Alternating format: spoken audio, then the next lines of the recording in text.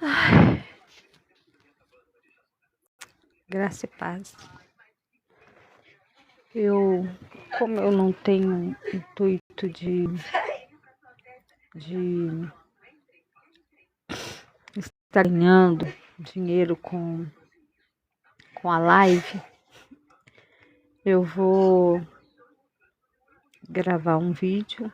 Aqueles que sentirem que forem enviados por Deus para ouvir, né? Eles vão chegar. Sejam bem-vindos, em nome de Jesus. Boa noite. A graça e a paz do Senhor Jesus. Amém? Antes de começar a pregação, antes de falar aquilo que o Espírito Santo de Deus tocou no meu coração, eu vou falar um pouco daquilo que o Senhor tem me cobrado, né? Quando o Senhor nos chama, quando o Senhor nos separa, Ele também separa um ministério, Ele separa também um chamado para nós. Nós fazemos parte de um corpo e cada membro desse corpo tem uma função.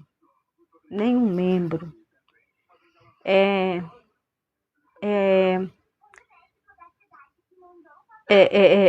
sem valor, não tem valor. Cada membro tem o seu valor. Por menor que ele seja, ele tem o seu valor diante dos olhos de Deus. Amém? Então, se você é um servo de Deus, se você entregou a sua vida, se você busca a presença do Senhor Jesus, seja um instrumento nas mãos do Senhor Jesus. O que você quer dizer com isso, Ana? Uma vez que Deus te chamou para fazer parte do corpo, você tem uma função. Talvez você ainda não tenha descoberto, mas até você descobrir qual a sua função no corpo de Cristo,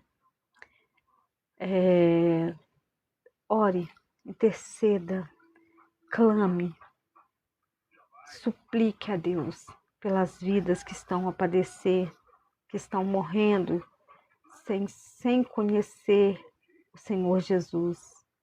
Vidas que não têm mais esperança, vidas que não sabem para onde vão, vidas que não sabem a quem recorrer, vidas que estão indo para um caminho, que estão sendo conduzidos a um caminho que não tem volta. E eu não preciso falar quais são esses caminhos.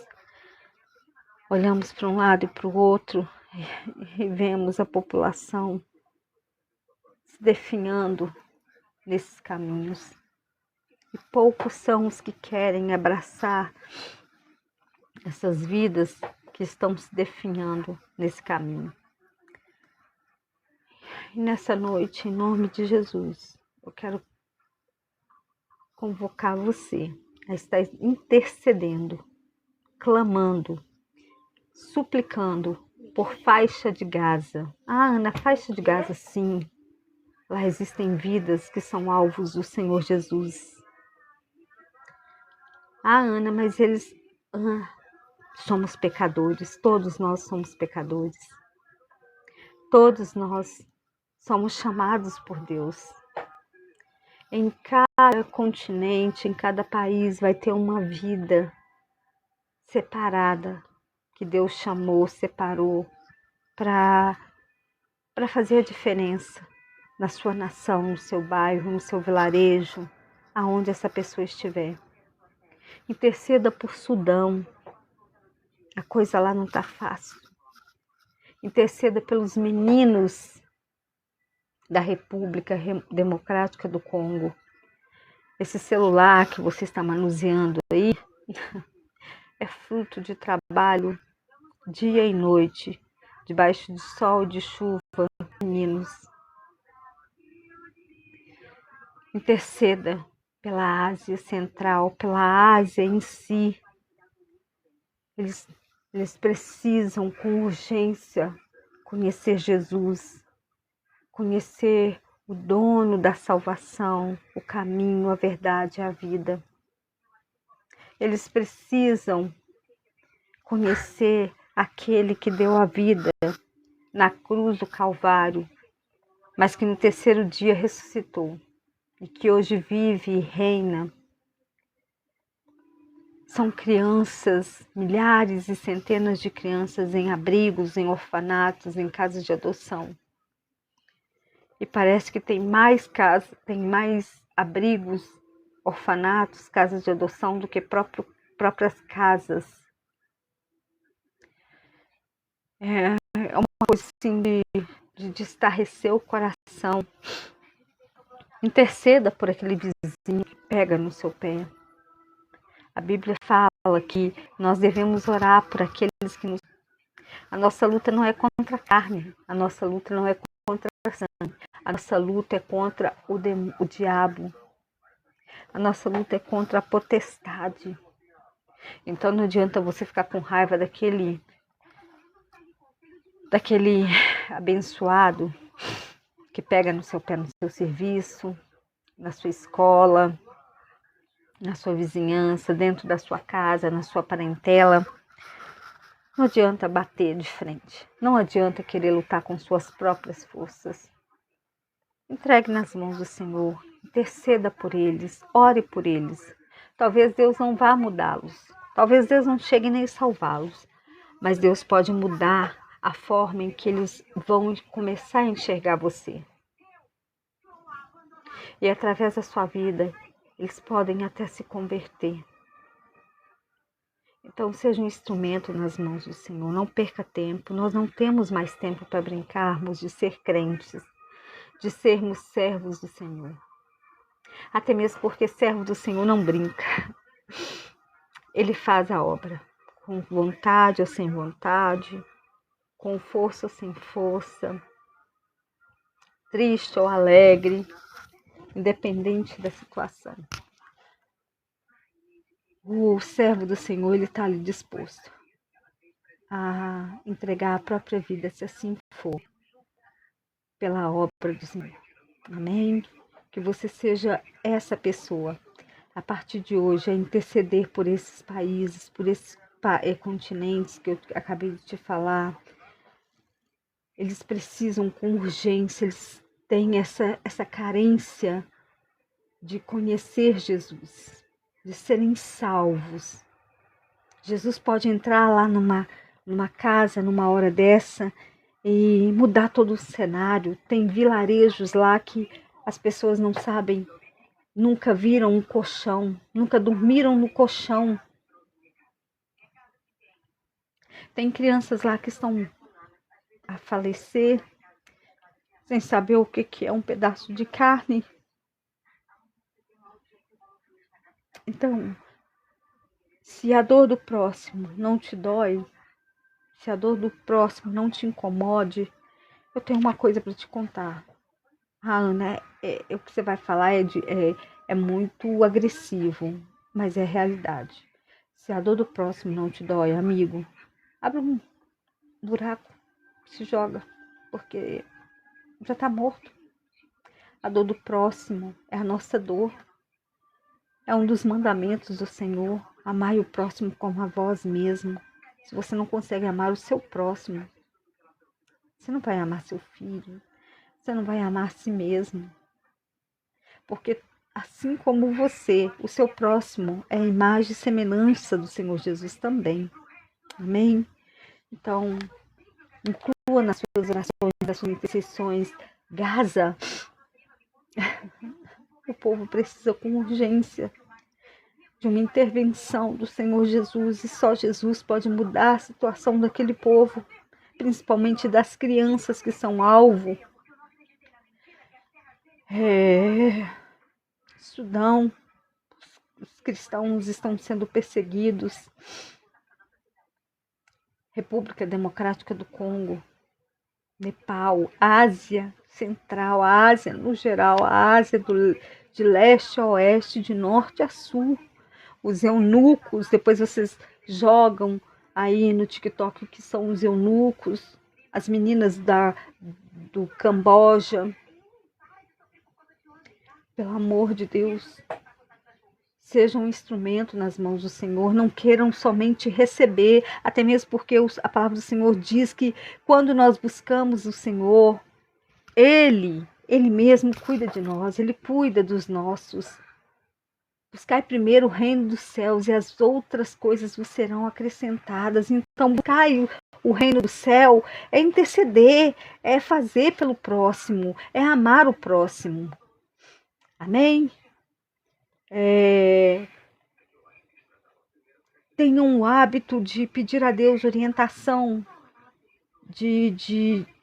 para quem orar, porque existe uma vida que está precisando de oração nessa hora e você não sabe. Então, peça a Deus discernimento, sabedoria, que a todos Ele dá. Amém? Eu vou ser direta.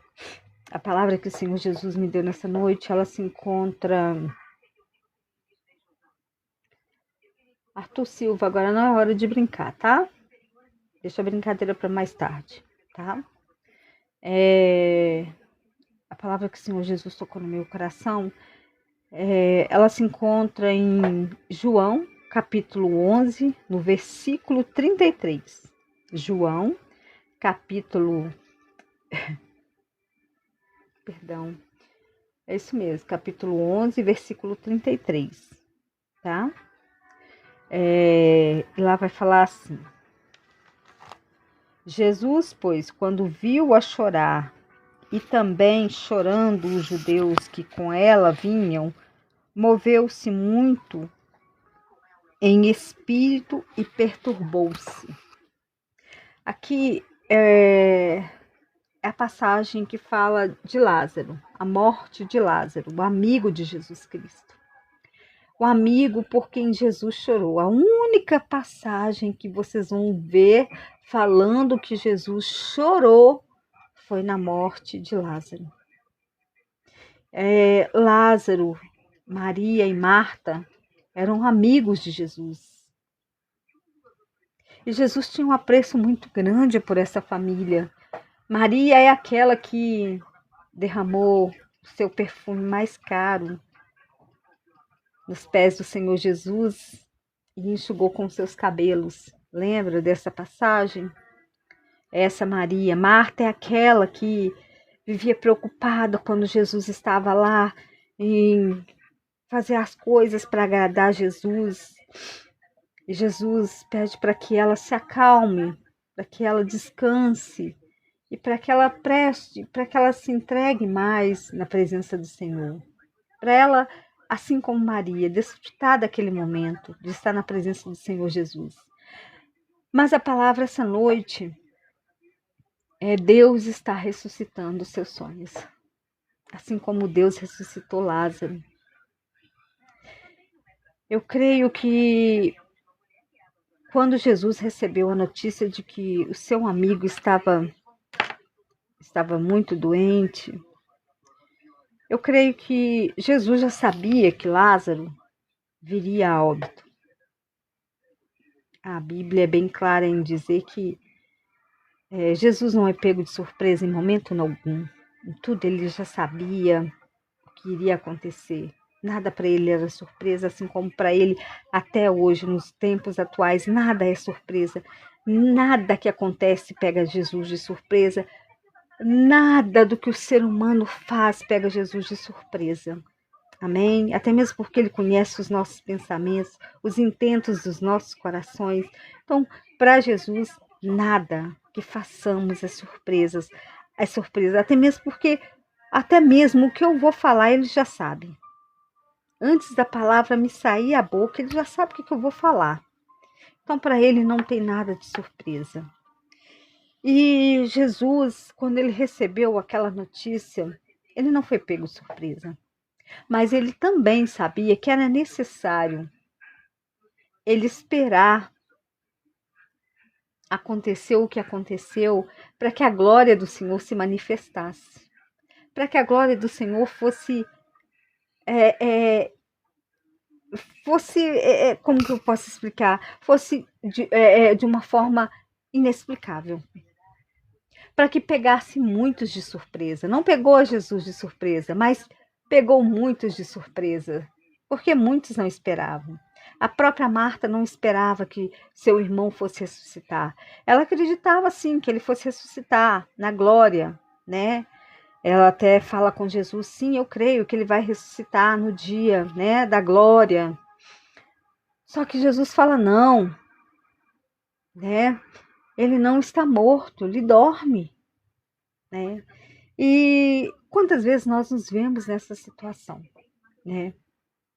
Nos vemos diante de um perigo, diante de uma situação que as pessoas olham e falam não tem mais solução, esquece isso aí, não tenta mais, não mexe com isso, não vai dar certo, você já tentou, não teve êxito, não vai ser agora que vai ter um bom resultado. Só que nada que nós façamos pega Jesus de surpresa. Se você tenta, você não está pegando Jesus de surpresa. Se você desiste, você não está pegando Jesus de surpresa.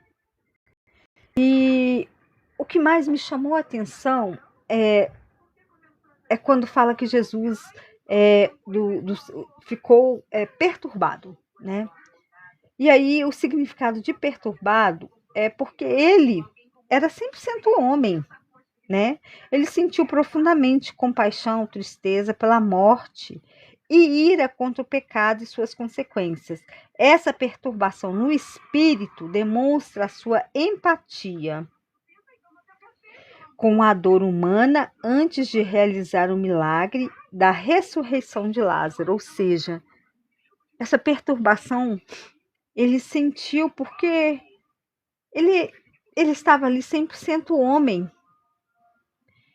E ele sentiu aquele medo, ele sentiu tristeza e ao mesmo tempo ele sentiu compaixão em ver as pessoas daquela forma, chorando e às vezes até desacreditada. Poxa, Jesus, se o Senhor estivesse aqui, meu irmão não teria morrido. Jesus, por que o Senhor não veio quando eu mandei o recado falando que aquele que o Senhor tanto amava, o seu melhor amigo, estava morrendo, estava doente? Por que o Senhor fez isso?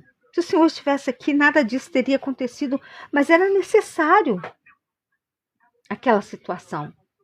Era necessário que chegasse naquele estágio para que a glória de Deus fosse manifestada, para que ali o Senhor Jesus mostrasse que ele era Deus soberano, que ele tinha o controle da vida e da morte nas mãos e que nada o pegava de surpresa, nada o pega de surpresa. E quando ele fala, ele há de ressuscitar, ele há de viver novamente. As pessoas ficam meio na dúvida, será que é na glória? Será que é quando Jesus voltar novamente? Como que vai se dar? Só que aí o Senhor se mostra Deus soberano, dono do tempo, dono da situação. Ele mostra que ele tem o poder de tudo nas suas mãos, ele tem o controle de tudo nas suas mãos.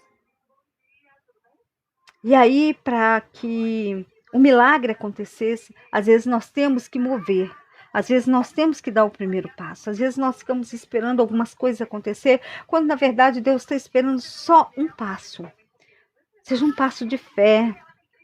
Aí eu vou dar esse passo e o resto eu deixo nas mãos de Deus.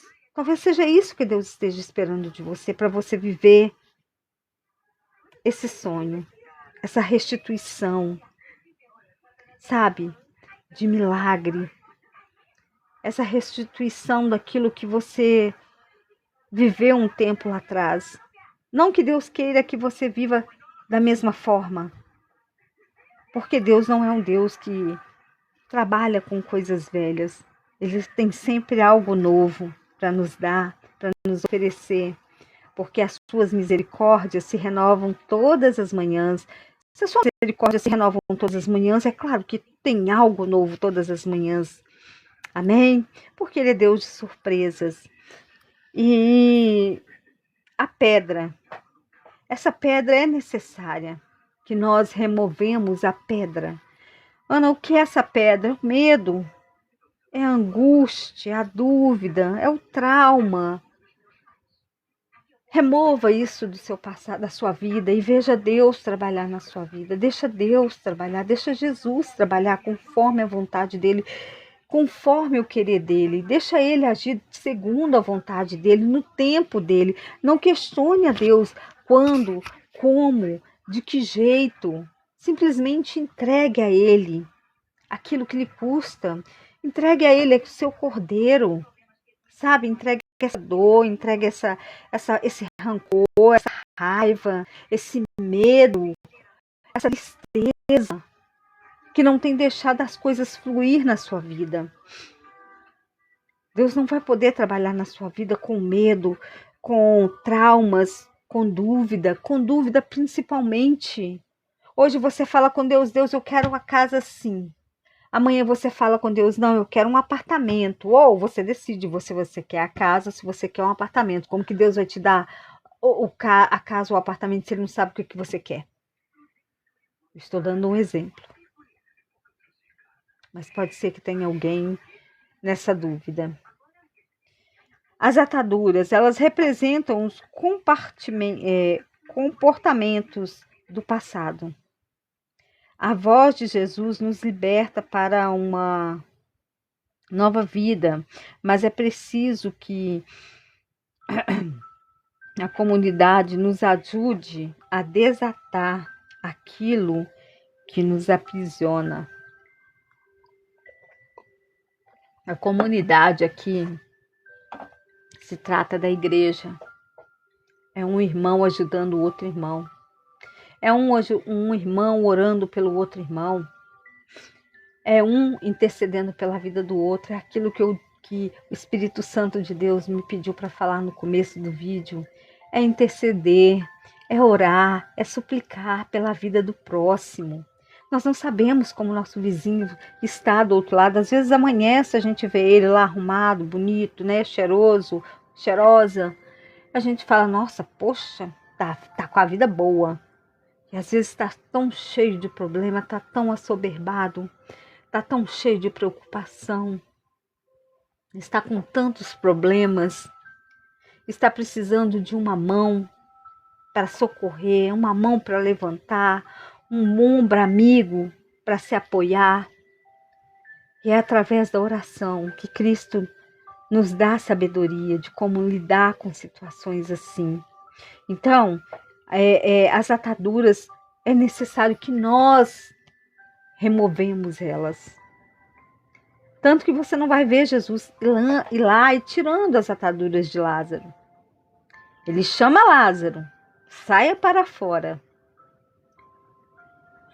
Lázaro, antes de sair, Jesus pede para que tirem a pedra.